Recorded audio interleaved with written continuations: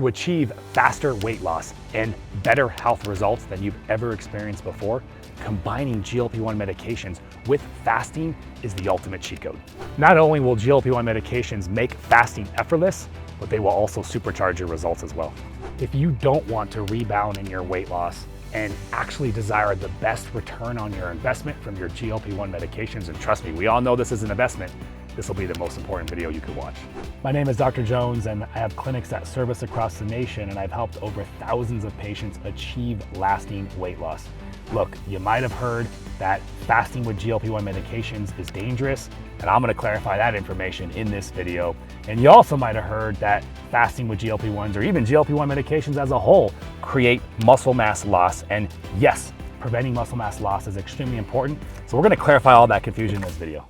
So I have such a amazing personal experience with fasting, and this is really what's led me down the path that I'm going down, that I've been going down, creating the FLOA protocol, helping patients with GLP-1 medications, with fasting. It's been amazing. So it all started with my personal experience of fasting being great. A lot of you maybe know this, maybe don't know this. I lost 100 pounds. I lost 100 pounds when I was 16. So this is over 20 years ago. And, the thing about my weight loss struggle is it actually wasn't that hard to actually lose the weight. I did the old school method. This was before fasting, understanding insulin, all that stuff. I got real serious. I really buckled down, and I executed on counting calories, counting macros. I like to call it the old school bootstrap method. 6 meals a day, cardio in the morning, weight training in the afternoon. Just, didn't go keto because didn't know about that. Didn't know the benefits of keto. Wasn't fasting, okay? But I did all this other stuff. And all this other stuff takes a shit ton of effort. My gosh.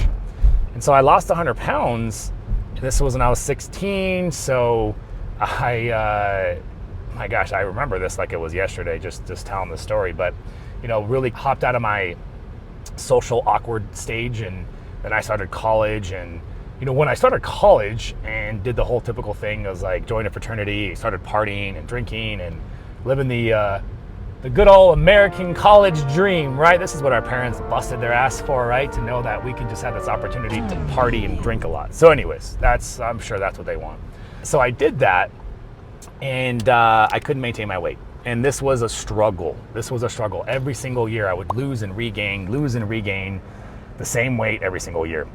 And I remember coming across intermittent fasting, and I was pretty blown away because we remember intermittent fasting is just, when it first came out, the concept was so perplexing, right? Because if you're in the fitness industry, you got to eat. At that time, it was all about eating protein, small meals. Your body it's like your body couldn't hold on to protein, which is, now I look back at that concept and it's so comical to think that as intelligent as the body is, that it has to have a steady stream of amino acids every couple hours. So it's really funny to think that that's how we used to look at it. And so it took me a while. It took me a while when I first learned about intermittent fasting before I became confident enough to give it a try. I started intermittent fasting. That first year of intermittent fasting, the 50 pounds plus or minus that I seemed to go through, I lost 100 pounds, and I always yo-yoed for those first couple years about 50 pounds. And then intermittent fasting cut that in half. It seemed like 20 pounds or so is how much I would gain and re-lose for a couple of years after that. And then I started pushing the envelope, and like, what if I fast longer? So I started doing prolonged fasting, which was even more esoteric and bizarre at that time, right? So I started doing the prolonged fasting, and then I started doing it more often, more frequently. I knew I couldn't do 4 or 5 crazy long fasting periods for any sort of consistent basis. And I kind of just, with a lot of trial and error, started fasting for 48 hours every single week. Not for life, but I did it. I remember the first time doing it, and I got to a really good body weight. And I was so blown away as I was increasing and playing around with fasting windows, how I wasn't losing muscle mass. I was cognitive. I was aware enough to understand, like, okay, I need to balance the fasting with increased protein intake. So I really made effort to get enough protein surrounding my long fasts. And when I played with the calories, looking at the numbers, I was like, okay, 7 days a week, 2 days, that's about 4,000 calories, give or take. I'm not trying to consume 4,000 extra calories on those 5 days, but I better be getting at least my minimum because I don't want to increase even more of a deficit. And so I did that. And once I would hit my weight loss goal, then I started decreasing the frequency down to every other week, down to once a month, every couple weeks. And that's really how I stumbled upon the FLOA protocol. We're going to get into all that and the science of it and how it works, but through my own trial and error. So then I became a doctor of chiropractic focusing on functional health. And I'll tell you guys from a clinical perspective, the results that I've seen with fasting has been amazing. And it wasn't something that I saved only for people that were obese and overweight. No. We were doing functional health. We were working with patients with gut issues, with autoimmune issues. And so we would focus on implementing fasting protocols. I would get these patients into longer rounds of fasting, the ones that wanted to. And I just noticed better clinical improvement. So in case you guys don't know, functional health, functional medicine, this is a lot of acupuncturists, DCs, MDs, naturopaths. They're just taking a deep, comprehensive dive into an individual's health and focusing on really testing the right whys.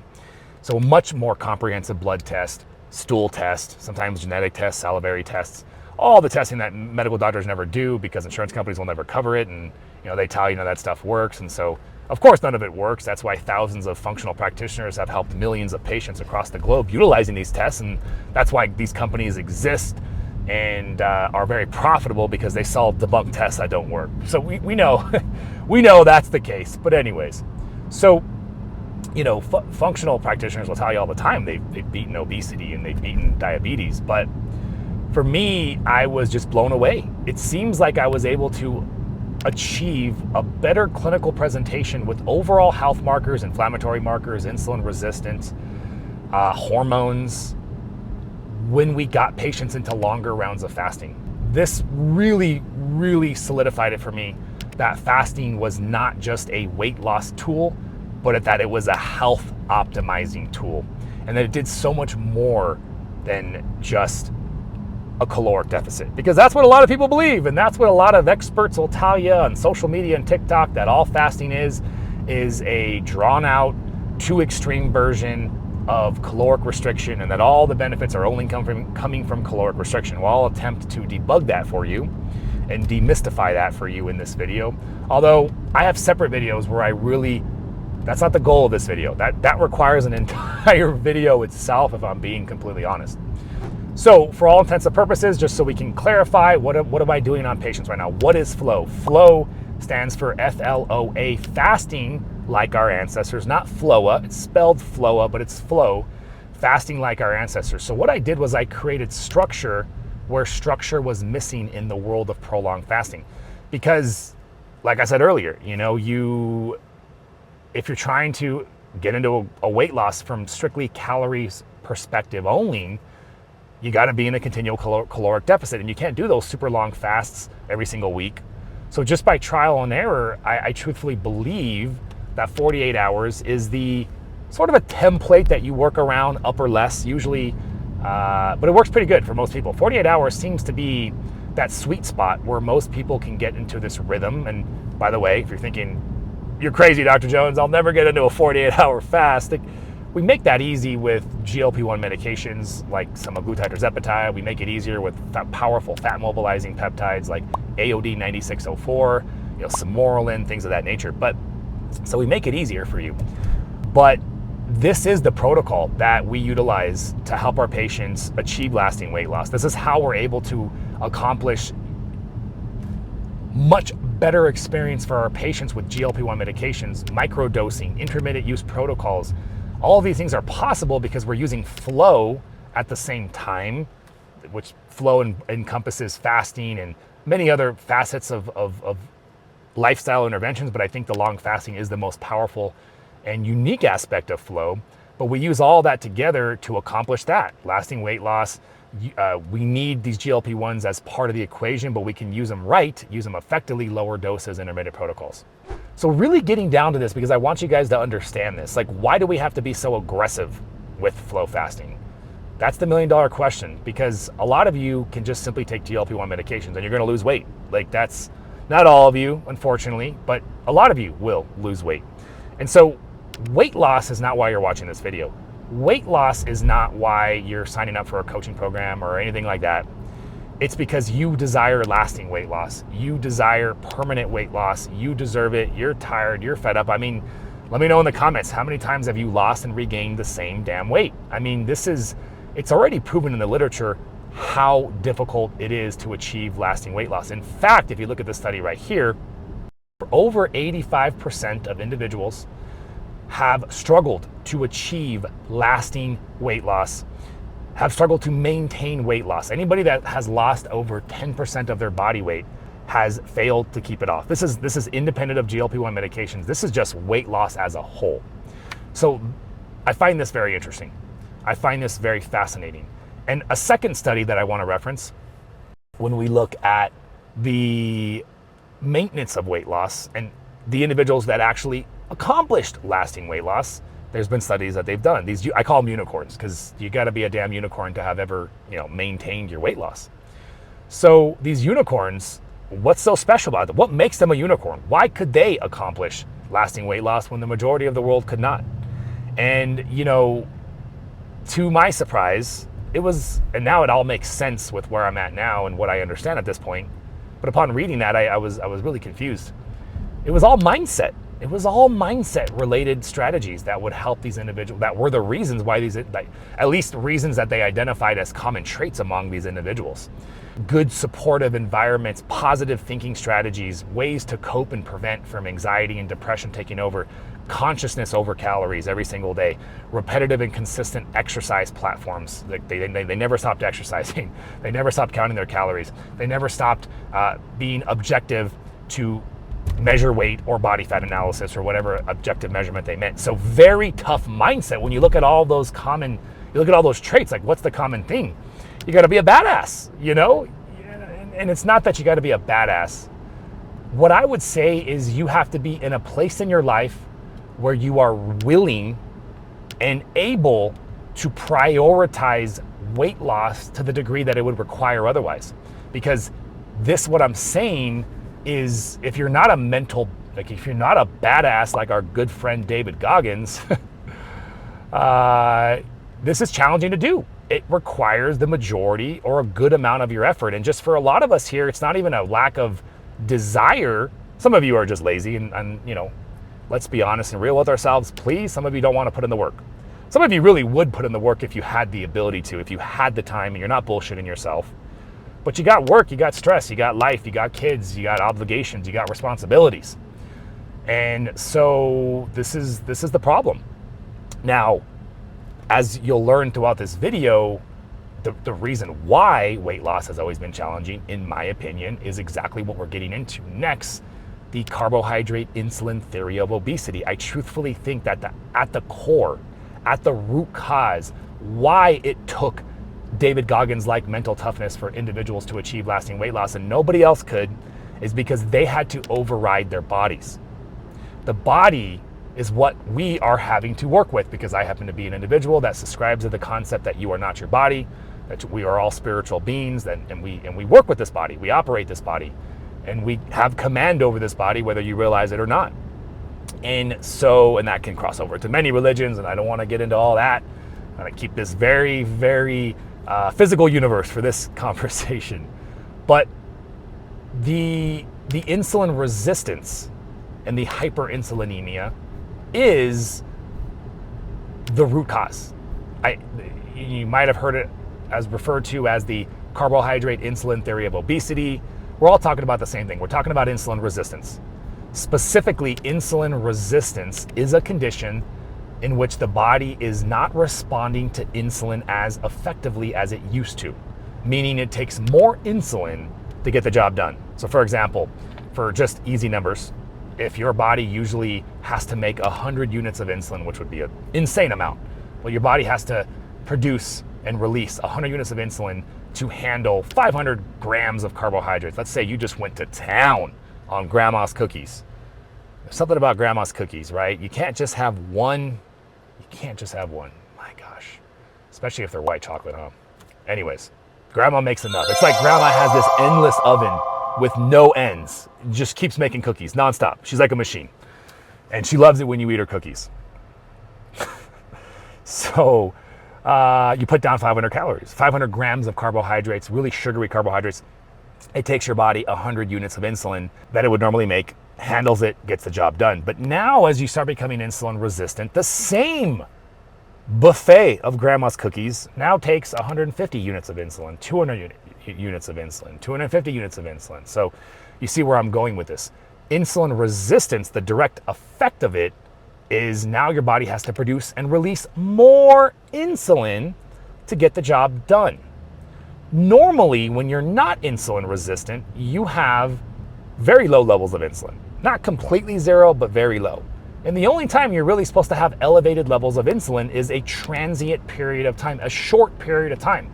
In response to the food that you eat, the blood sugar rises, your body detects it, it releases insulin, insulin does its job, blood sugar lowers, and then insulin levels lower. Transient rises.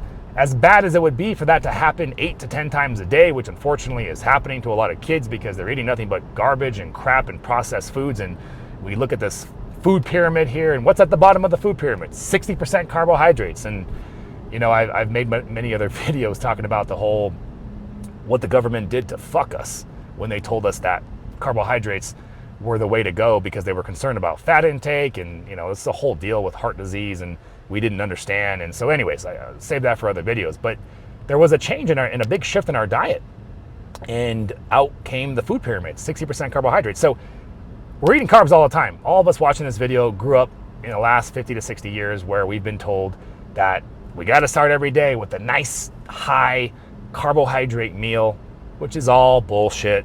It's all bullshit. You don't need any carbs in the morning. You don't need any carbs at all, actually. But you do need grandma's cookies, though. And so I guess we got to be clear on what need means.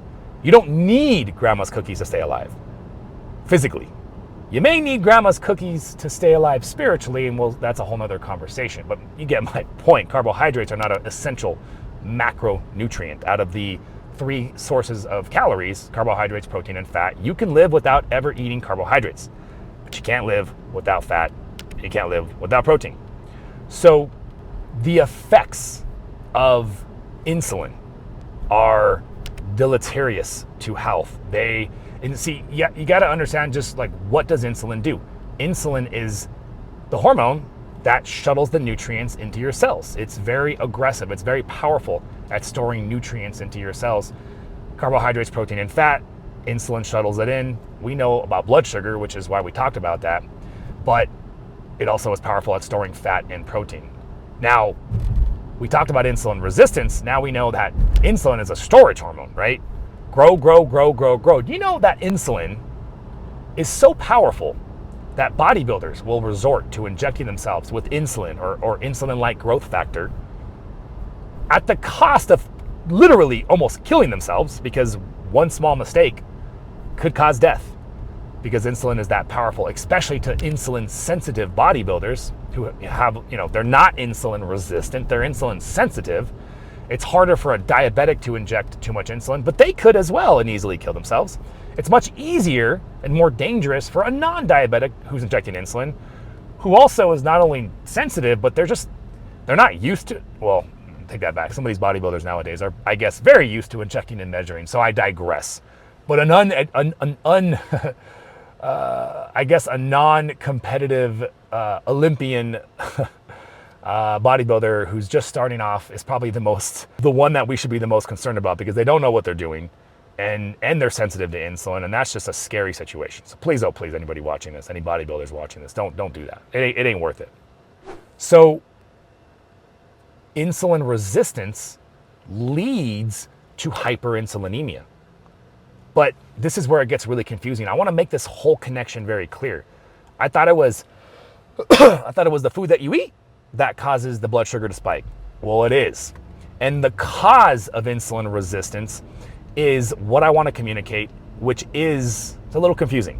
And there's a lot of moving pieces to this. But before I even get into that, I want to make sure you understand carefully and clearly that insulin resistance leads to more insulin. So insulin resistance leads to hyperinsulinemia, and it's hyperinsulinemia, or chronically elevated insulin levels. That is the reason why, in my opinion, this is the insulin basis of obesity, the carbohydrate insulin theory, that despite anything else, the powerful signaling effects of insulin grow, store, manipulate very powerfully other hormones like thyroid, for example, which is why at the end of the day, calories, while on the short term, you do have to be in a surplus or a deficit to lose or gain weight, it's the powerful effects of hormones and their secondary downstream effects on things like thyroid and hunger and all your satiety and hunger hormones like ghrelin, for example, that are downstream of the effect of insulin. And so at the end of the day, your body, insulin is going to control whether or not you're eating enough to gain the weight or whether you're not eating enough to gain the weight, or you're not eating a little enough to lose the weight and vice versa, right? So the effects of insulin are so powerful that it will influence the various other hormones that ultimately dictate whether you're in a surplus or whether you're in a caloric deficit, which is what we need to ultimately gain or lose weight. So, okay, so we understand that. We understand that effect of insulin resistance to hyperinsulinemia and why hyperinsulinemia is the culprit. But in order to fix insulin resistance, which is the FLOA fasting, which is really what I want to get to, and why fasting is so powerful, we got to take a step back and look at, well, what leads to insulin resistance? Now, what we're eating or what we're not eating, lifestyle, that's a huge and significant component. Yes, there are other drivers, which I will make other videos talking about that. And if those are your issues, you need to do those things to fix it. So it's impossible to say one thing is going to be the solution, because there's many, it's a multifaceted thing. I think toxicity is a huge component. Endocrine disrupting chemicals, the reason why testosterone levels are plummeting, which I've talked about in so many other videos, is ravaging our health, strongly impacting the mitochondria. And so now we have dysregulated mitochondria, which is the powerhouse of your trillions of cells, and that's where all this stuff is happening. So we have a lot of other things, which there are solutions for, but much more complicated. But the big piece of it that I think the majority of the world needs to be aware of and probably needs to focus on, and then maybe needs to focus on some of the other things like toxicity, it's lifestyle. It's lifestyle. What I mean by lifestyle, it's doing the things that are creating blood sugar spikes, and it's not doing the things that would otherwise drive down the blood glucose or the elevated blood glucose. So it's getting the right combination of the proper lifestyle interventions to help you control your blood sugar levels, which ultimately help you lower your insulin levels. Because what we're saying here is one primary driver of insulin resistance is chronically elevating your insulin levels. And before you were insulin resistant, the only way you did it, besides toxicity or some other genetic-based thing, was the food that you were eating. When we look at the three sources of calories, carbohydrate, protein, and fat, carbohydrates are, well, let's start with fat. Fat has the lowest effect on insulin, which is why ketogenic diets are known for being very powerful and actually a solution itself to diabetes and obesity and insulin resistance. I just don't think ketogenic diets are powerful enough alone. And let's be real, no one's going to maintain a ketogenic diet long term. We've already talked about grandma whipping our asses if we're not going to eat our cookies. We can't do that. That ain't going to happen.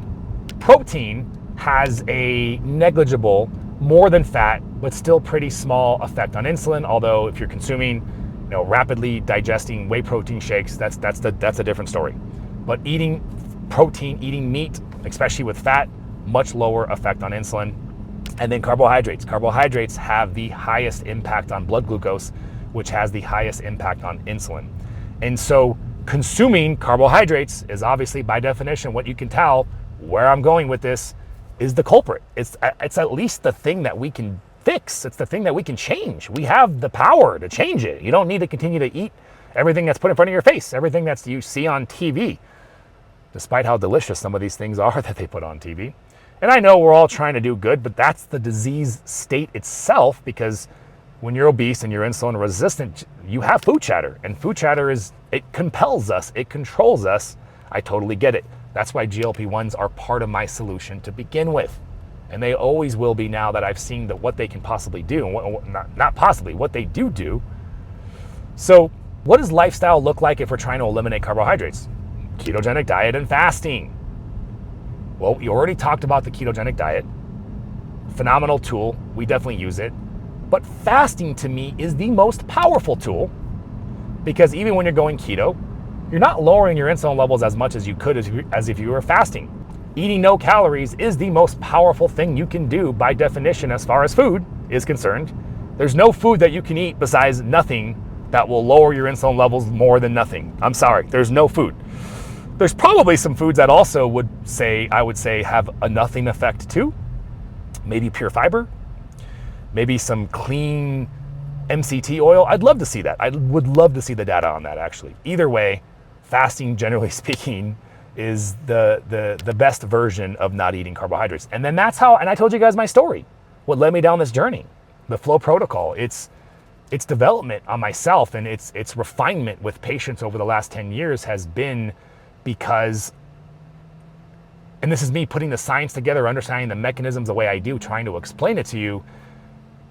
I think this is why it was working so well with my patients, was because it's the same reason we look at GLP-1 medications and why they're being, yes, they're approved for diabetes and obesity and a little bit of cardiovascular disease, but why are we seeing them as a positive treatment for autoimmune diseases, for GI issues, for chronic kidney disease, for fatty liver disease, for addiction issues? Well, maybe, just maybe, all of these issues are freaking downstream of insulin resistance. Maybe insulin resistance is the most important thing we should have been focusing on this entire time.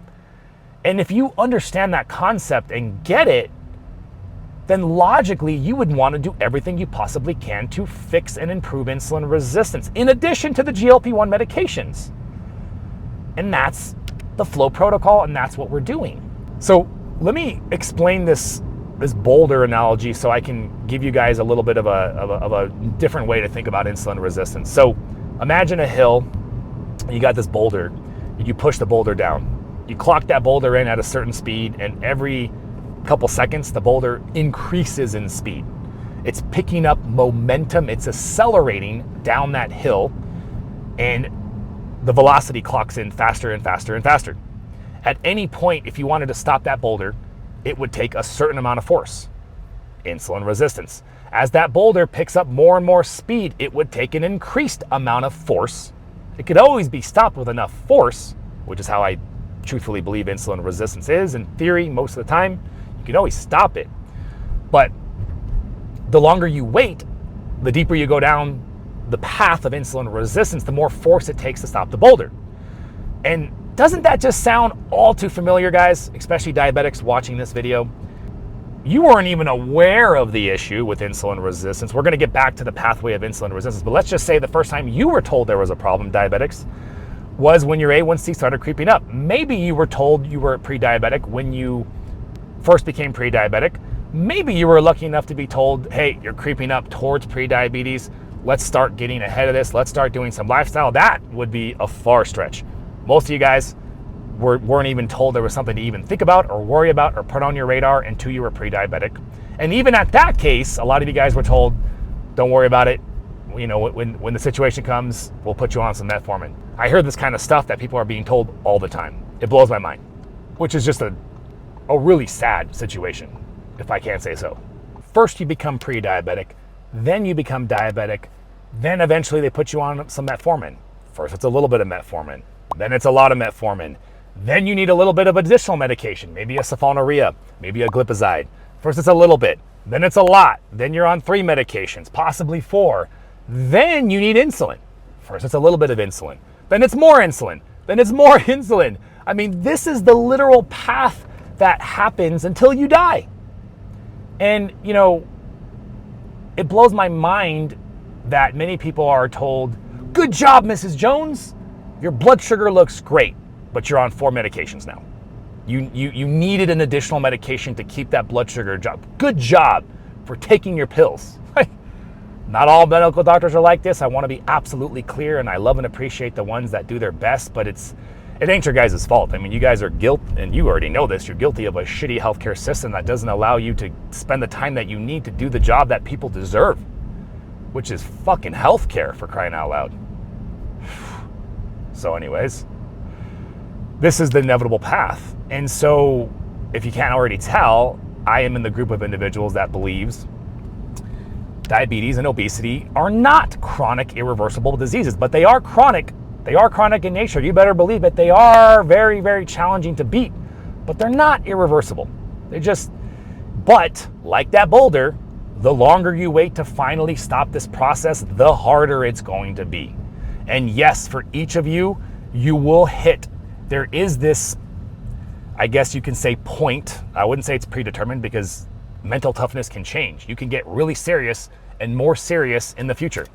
But there is a point at which each of you probably will not be able to get out of that hole. There will be a point that no matter what you do as an individual, the right combination of medications and support and peptides, you're probably too far gone. I'd like to say that there's always a solution for everybody, but I also want to be practical and real given the fact that a lot of you guys won't have access to powerful solutions, and a lot of you guys are struggling with stress levels that are astronomically high, and you're just trying to get through the day. And so I'm trying to be real here and hopefully motivate you to get off your ass and do something now so that you don't have to wait to be in that situation and have it be so challenging to get out of. So now, where do GLP-1 medications come into play? This is really, really important. GLP-1 medications, think of them like this awesome, powerful helicopter, like an army. I don't know what you call those big, giant army helicopters. What do you call those? Like, I'm trying to think of those big helicopters. Anyways, it's got this giant claw. It grabs that boulder, has enough power to stop it, right? The boulder's gonna pull on the helicopter, but it's got enough power. It lifts the boulder back up, but eventually the helicopter runs out of power and it drops the boulder, right? So that's like the best analogy I can think of, because when I think of GLP-1 medications, which should never be a monotherapy, by the way, they should absolutely be part of the solution with multiple therapies, lifestyle, but you have something now that can lift up the boulder, put it back on the hill, decrease the speed, AKA increase the chance of success, of getting the boulder all the way to the top, of completely reversing your insulin resistance. It's going to take lifestyle, but doing it without GLP-1s requires a more intense amount of various lifestyle interventions that, like, there's a threshold that we need to pass. There's got to be enough power to stop that boulder. And so you might do a bunch of lifestyles, you might get a weaker helicopter, if you will, and it can't stop the boulder. And so you never really get the healing happening. Once we can actually get in front of that insulin resistance and we can actually start to heal it, can we actually start to make some progress? And so I think GLP-1s are absolutely vital because this is what they do. They're an amazing, powerful tool. So let's put this all together now. I know you're biting at the chomps to get to the solution. So what is the solution, Dr. Jones? How are you accomplishing what you are accomplishing? It's the FLOA protocol, baby. You have an understanding of the fasting portion of it. So again, in a brief summary, it's the progression of longer rounds of fasting, getting an individual into longer rounds of fasting through the aids of things like semaglutide, tirzepatide, and also AOD 9604. So this is an awesome peptide. And you can do this with samorelin, with tesamorelin, with CJC 1295, ipamorelin, MOTC could probably help too as well. So AOD 9604 is actually a fragment of the human growth hormone. Specifically, it's that fat loss portion. So what it does is it's mobilizing body fat stores. When you are insulin resistant, your body has, and we call ability to mobilize fat stores, ability to access fat stores, we call that metabolic flexibility, fat adaptation. So insulin resistance causes low fat adaptation, causes low metabolic flexibility. So what AOD does, or these fat mobilizing peptides, is they increase metabolic flexibility, they increase fat adaptation.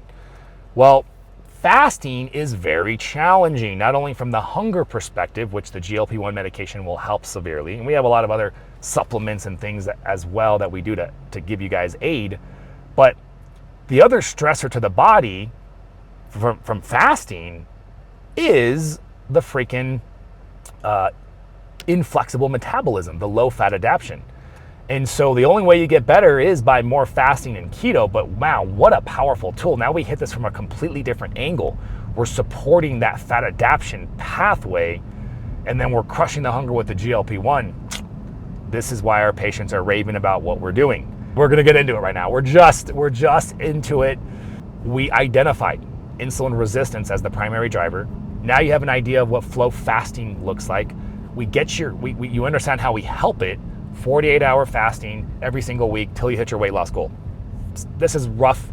We adapt the protocol per person, of course, but that's the general idea.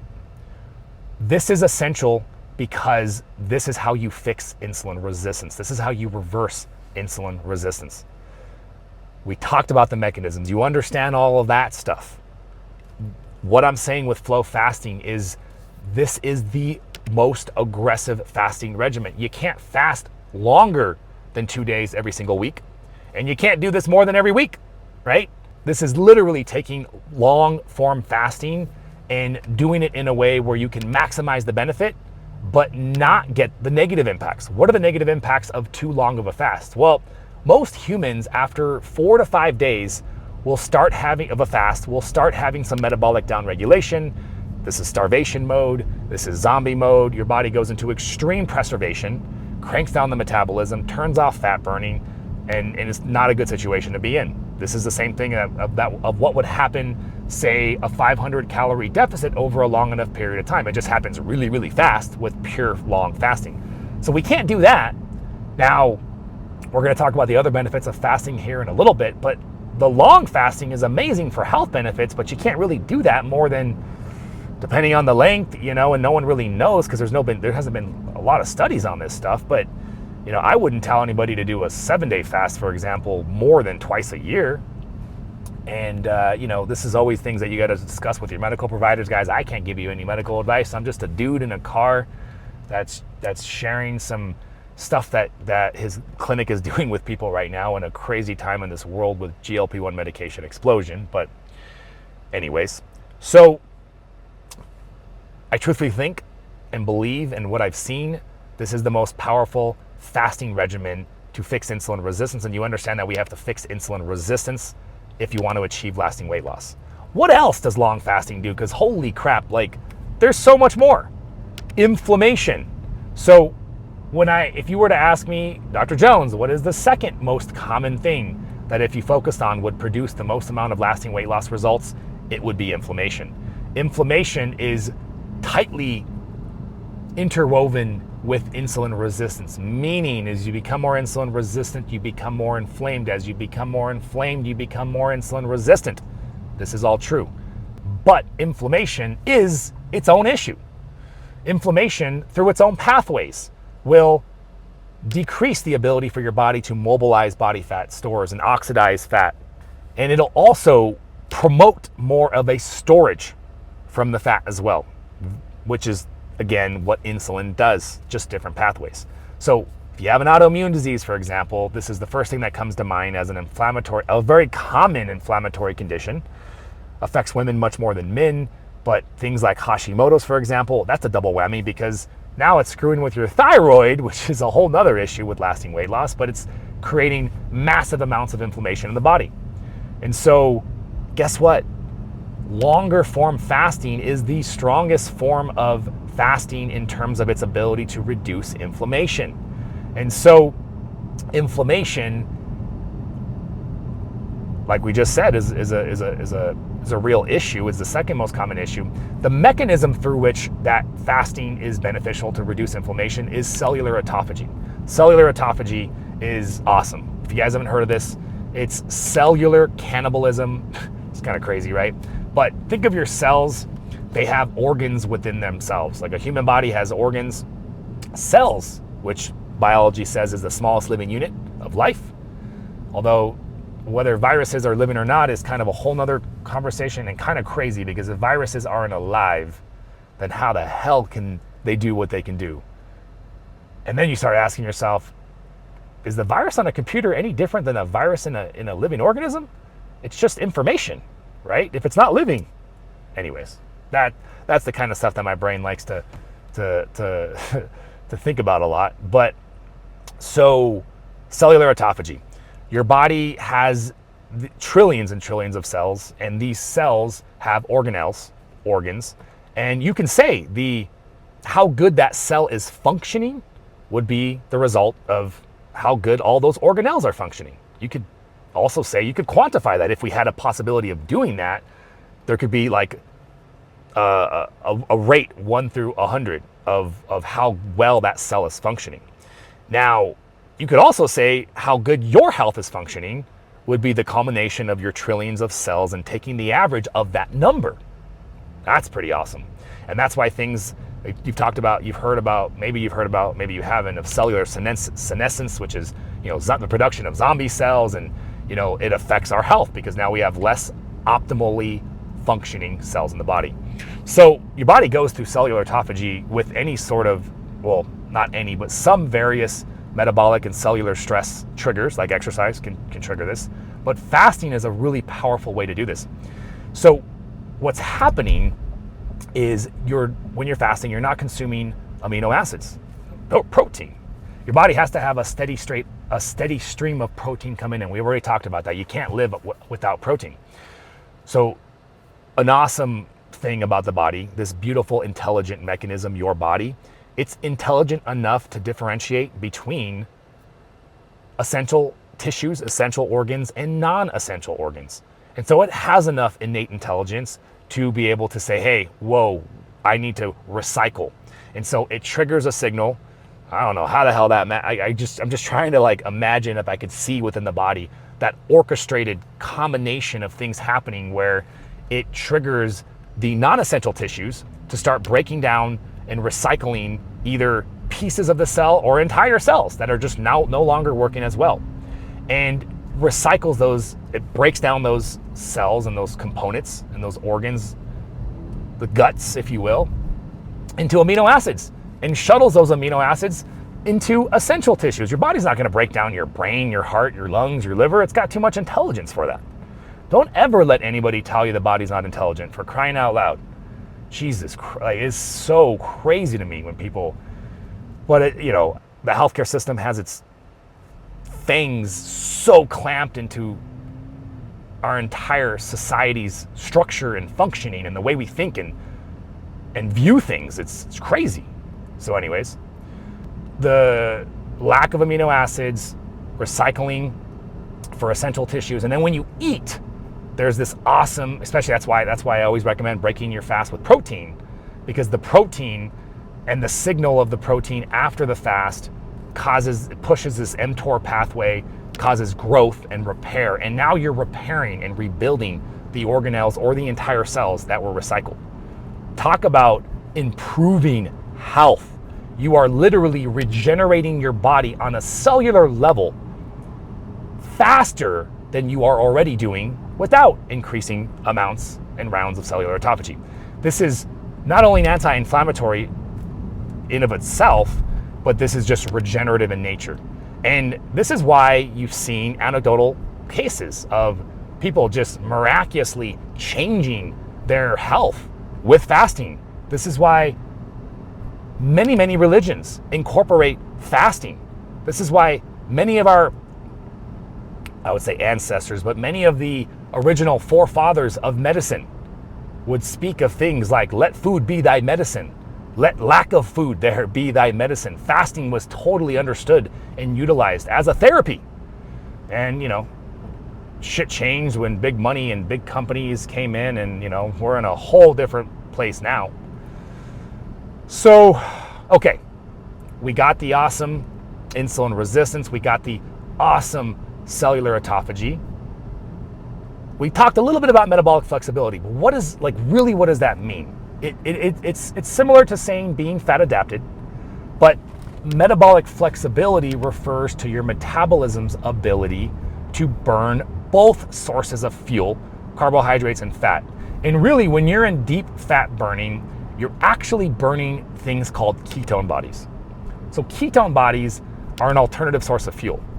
And you've heard so much stuff about ketones, right? Clean fuel, feeling better, it's preferred fuel for the body, but then it's not. I mean, there's just a lot of controversy back and forth on whether or not ketones are considered clean fuel. But of course you feel like shit when you first start producing ketone bodies, when you first start a ketogenic diet or you first start long fasting. If you've never put a stress on your body to make the damn ketone bodies, well, that's not gonna be good at making ketone bodies. And that's what we call being metabolically inflexible, not having fat adaptation. This is what we're talking about. And so we want to have a flexible metabolism. We want to be able to produce ketone bodies when we want to produce them. And when do we want to produce ketone bodies? When we're fasting, when we're lowering our carbohydrate intake, when we're exercising. We would like to, because here's the thing. Let me take a step back.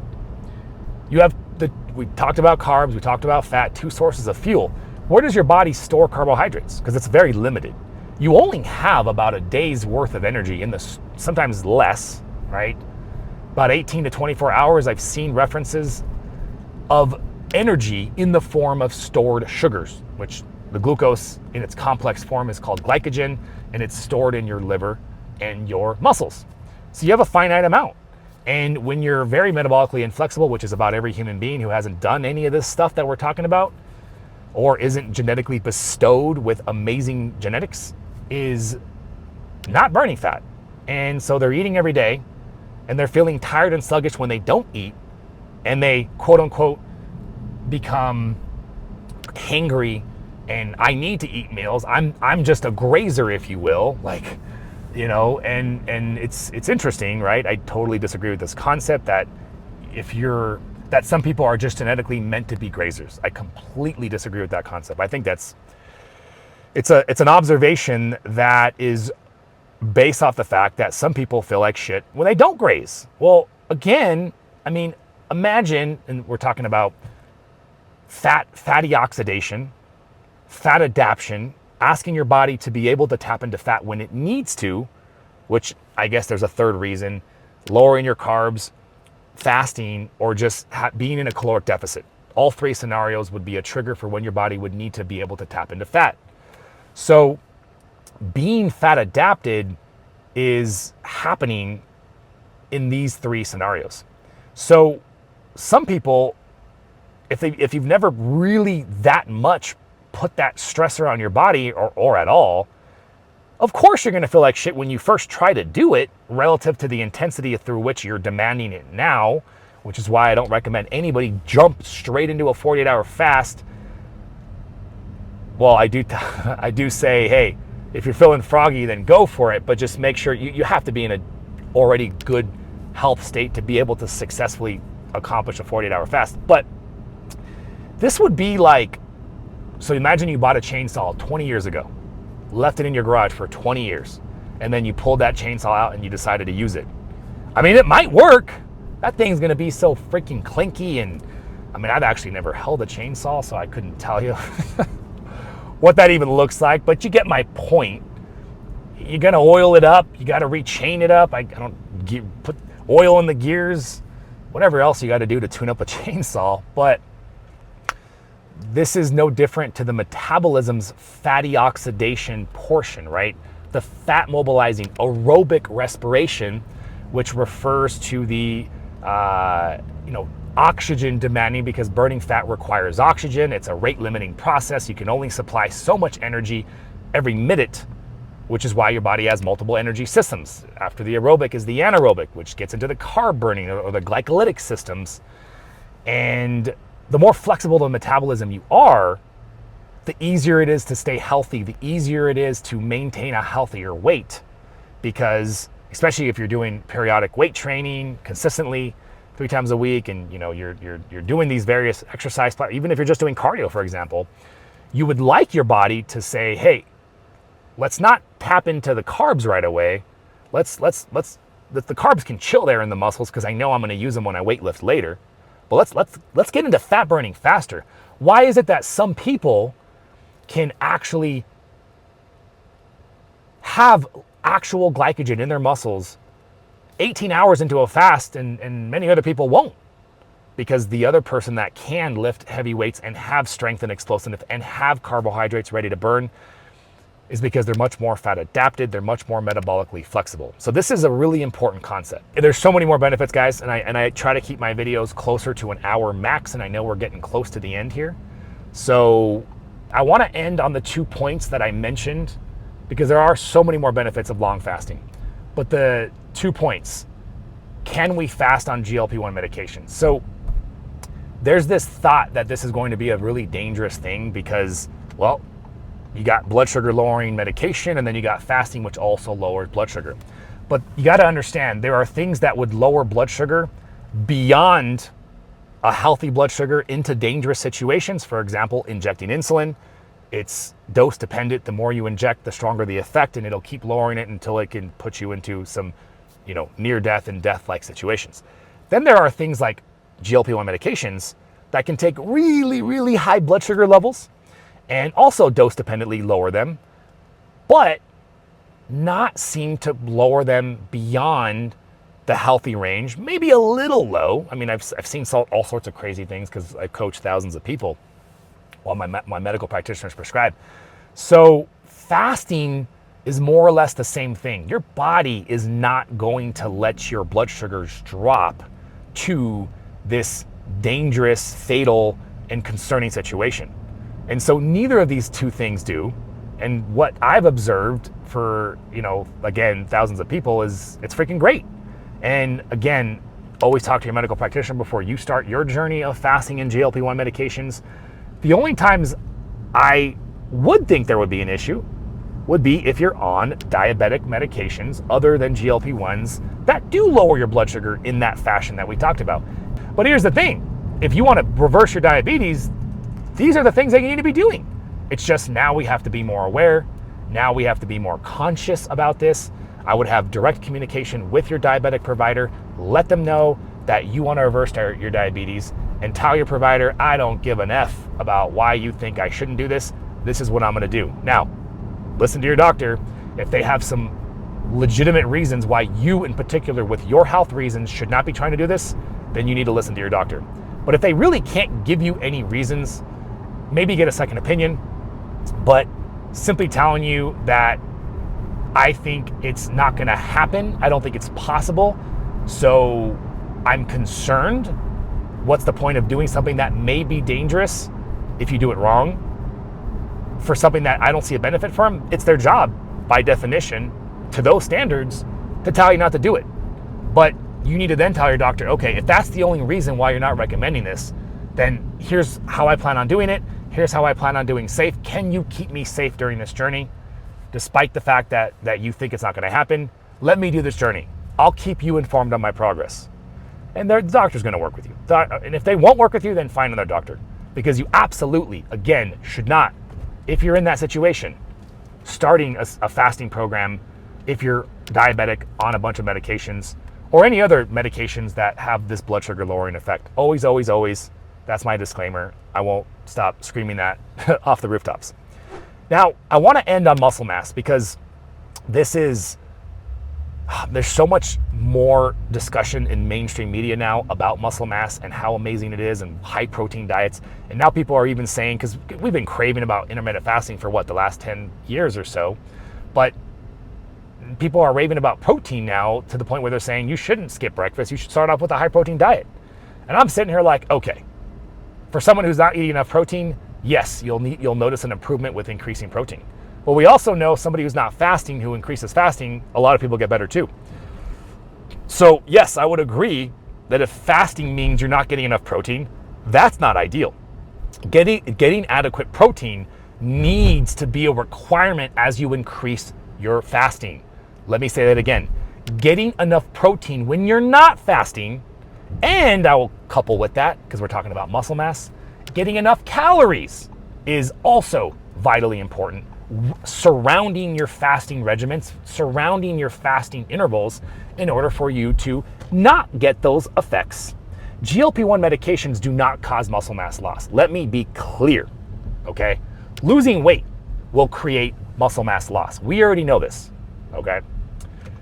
And that's the game you're trying to play, is you're trying to minimize the amount of muscle mass that you're losing. So weightlifting and protein intake and optimizing your testosterone and growth hormone and lifting heavy weights, these are all the best things you can do to slow that process down, but it's inevitable to a certain extent. GLP-1 medications mechanistically actually foster muscular growth, because when you are more insulin sensitive, you are in a better muscle building environment. But the mechanistically actually foster muscular growth, because when you are more insulin sensitive, you are in a better muscle building environment.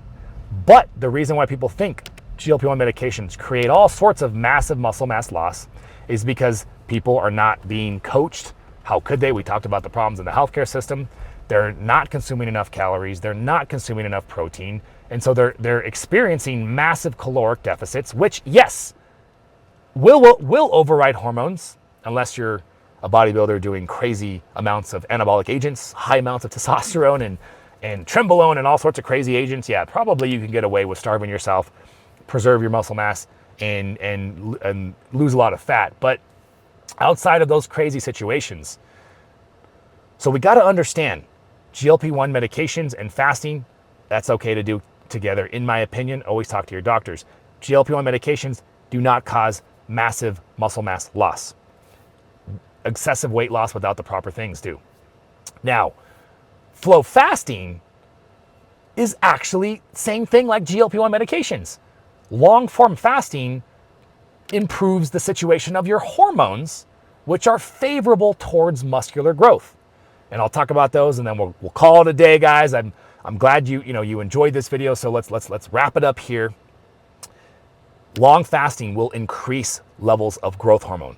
Growth hormone is phenomenal. It's the fountain of youth.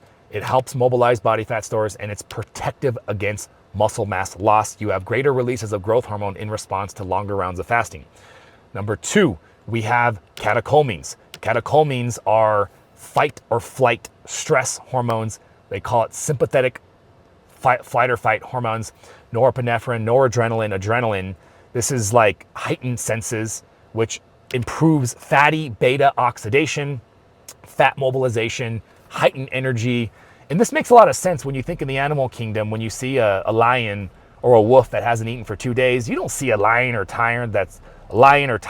wolf, that's tigers too, that's sitting there tired and mopey, dragging its feet, even though it's starving. No, you don't, because that wouldn't be evolutionarily advantageous for their success to be able to hunt and secure the next meal.